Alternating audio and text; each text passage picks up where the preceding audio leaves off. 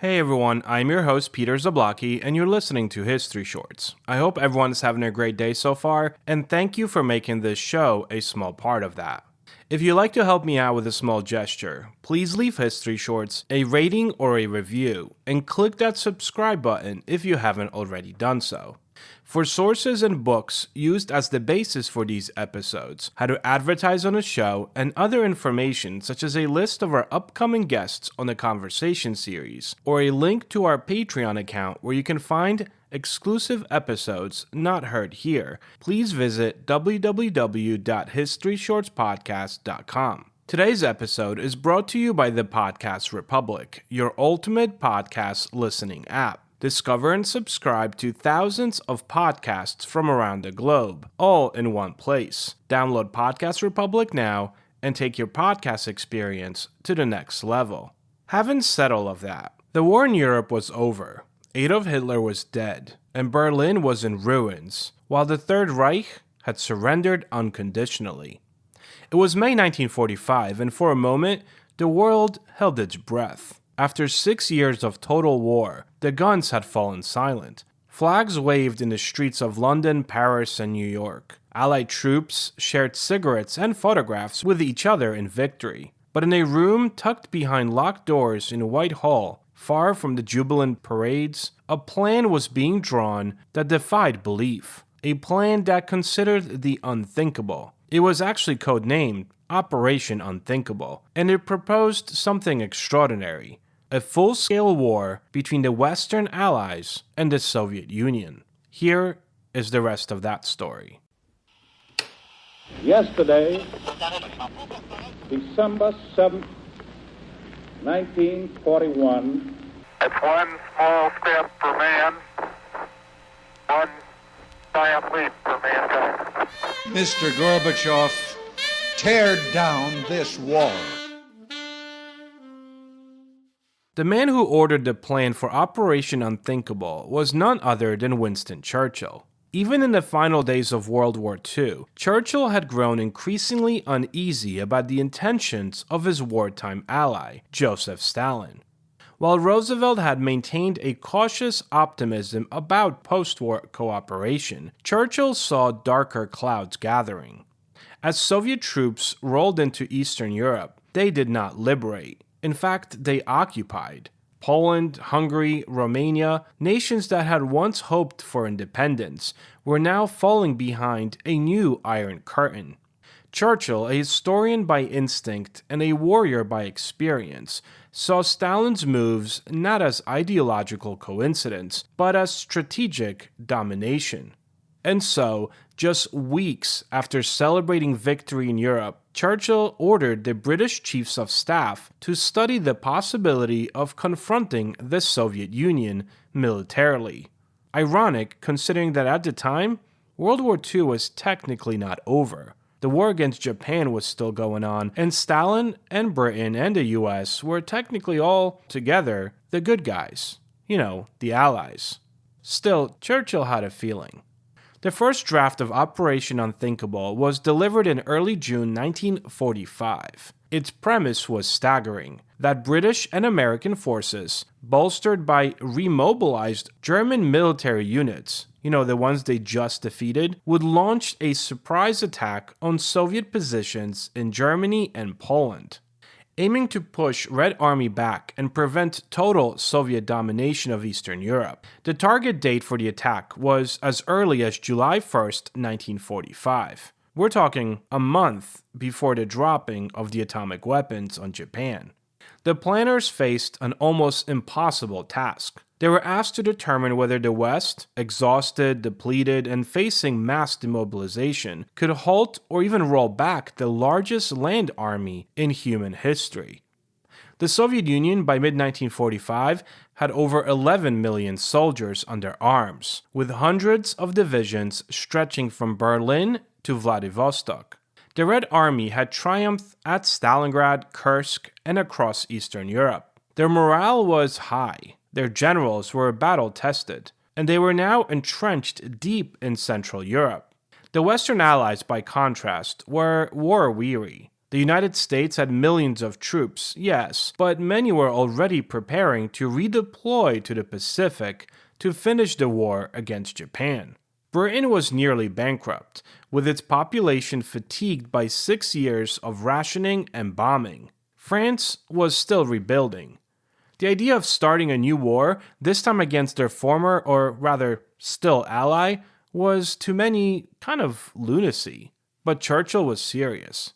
The plan envisioned a coalition of British, American, and Polish exile forces, supported, as I mentioned, by German troops, rearmed to fight their former conquerors. This in itself was an ethical minefield. Could the West really align with former Nazis to fight the Soviets so close to fighting the Nazis? Could British and American commanders justify launching attacks against men that they had shared intelligence with just weeks earlier? The objective, Churchill insisted, was not conquest, but simple containment. His fear was not that Stalin would attack the West, but that his grip on Eastern Europe would harden into something irreversible, a vast Soviet empire extending from the Baltic to the Balkans. Churchill feared Poland, in particular, would be sacrificed, and obviously he was not wrong in retrospect. He had promised, however, Polish independence in 1939, and now watched hopelessly as Soviet-backed regimes took control in Warsaw. Operation Unthinkable was, in Churchill's words, a moral calculation as much as a military one. But the math was grim. The British planners outlined 2 scenarios: a limited campaign to push back Soviet lines, and an all-out war. Both were daunting. The first scenario predicted a massive Soviet counterattack that could not be stopped short of the English Channel. The second scenario bordered on fantasy. If the Allies pushed eastward, Soviet resistance would harden, and the war could spiral into an open-ended conflict stretching across Eurasia.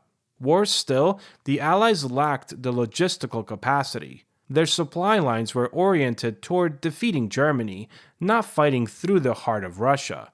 The Red Army, on the other hand, had mastered long-distance campaigning. Stalin had no intention of surrendering any territory. If pushed, he would fight with everything he had, and he had a lot. Then came the ultimate, terrifying implication: nuclear war. By the summer of 1945, the US was nearing completion of the Manhattan Project. The atomic bomb was just weeks away from being tested. In theory, the West had the ultimate trump card, but at the time of Unthinkable's drafting, no one knew for certain if the bomb would work, or if Stalin already had spies feeding him the secrets. The prospect of an atomic exchange was whispered about, but left out of the official reports. As the planners dug deeper, a chilling realization emerged: the West would likely lose. If war with the Soviet Union broke out in mid-1945, it was pretty obvious, even to those planning this, that the Red Army would overrun Western Europe in weeks. Allied air power and naval supremacy might stall them, but short of full mobilization and decades of commitment, victory was very unlikely.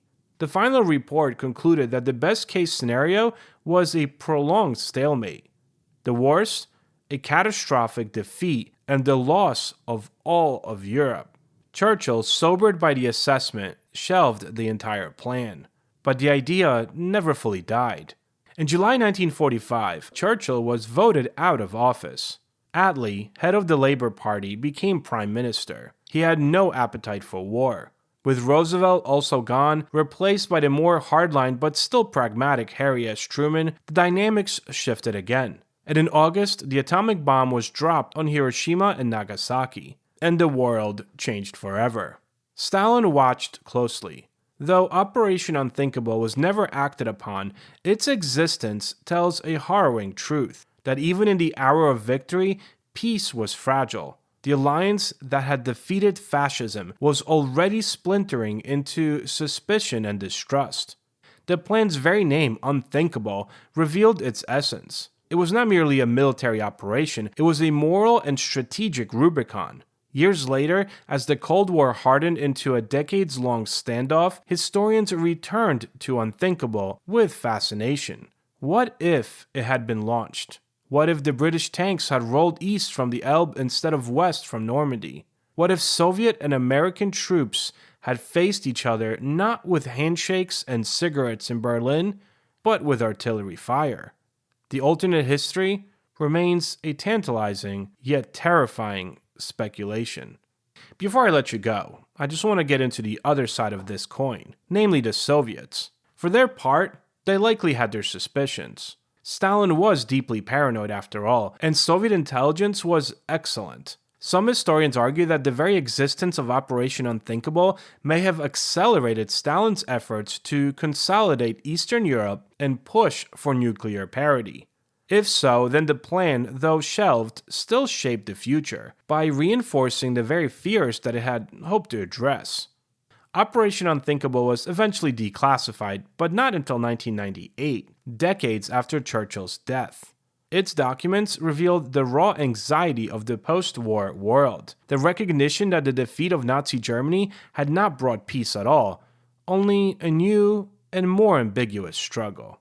Thanks for listening. This week on the Conversation Series, Scott Allen Ellsworth, an acclaimed American historian and New York Times best-selling author. Discovering that the version of John Wilkes Booth that we were all taught is wrong. So the version that I was taught, and you probably were too, was that Booth was this sort of second-rate actor who was second-class actor living in the shadow of his far more famous father and brother, both actors. You know, kind of a loner, a loser, kind of an archetype for a John Hinckley. Booth wasn't second rate. He was a superstar of the American stage. And that was sort of the first clue that maybe part of our story was wrong. And questions of Booth's connections with the Confederate Secret Service. And once I sort of had that breakthrough, I realized we've got a bigger story here.